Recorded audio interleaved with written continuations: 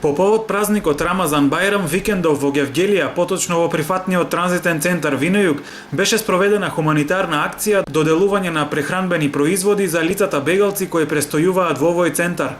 Акцијата е во режија на Ахмадија, муслиманската заедница во Македонија, во соработка со хуманитарната организација Humanity First. Акцијата вклучуваше донирање на поголема количина на прехранбени продукти, зеленчук и овоше, како и разни видови конзервирана храна. Previously we were providing continuously for 9 Ние како организација и претходно сме биле присутни овде, се работи за периодот кога овде во овој центар континуирано доаѓаа и заминуваа огромен број на бегалци.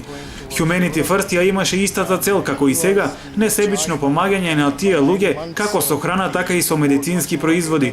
Нашата организација се разликува од другите хуманитарни организации по тоа што најголемиот дел од работата го вршат огромен број на волонтери, а тоа подразбира предвидените средства за одредена акција се користат максимално на помошта со мал незначителен дел за административни трошоци. Од 2015 и 16 ми смо радили овде 9 месеци редовно. Во 2015 и 2016 ние престојувавме овде 9 месеци. Во тие 9 месеци обезбедувавме помош на луѓето на кои им е потребна. Особено во месецот на Рамазан, редовно секоја година спроведуваме било каква хуманитарна акција.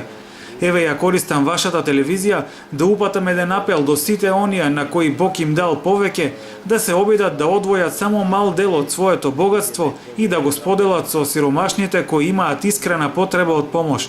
На тој начин тие не губат ништо, туку за возврат го имаат фактот дека со тој нивен потек некому му создале добро што ќе го памети цел живот и ќе биде вечно благодарен. Богатство и делио меѓу ови сиромашни луѓима коме е потребно помош. Инаку хуманитарната организација Humanity First е формирана 1994 година и моментално делува во 67 земји ширум светот. Вакви слични акции планирано е деновиве да се организираат и на истокот од нашата држава, во Берово и Пехчево.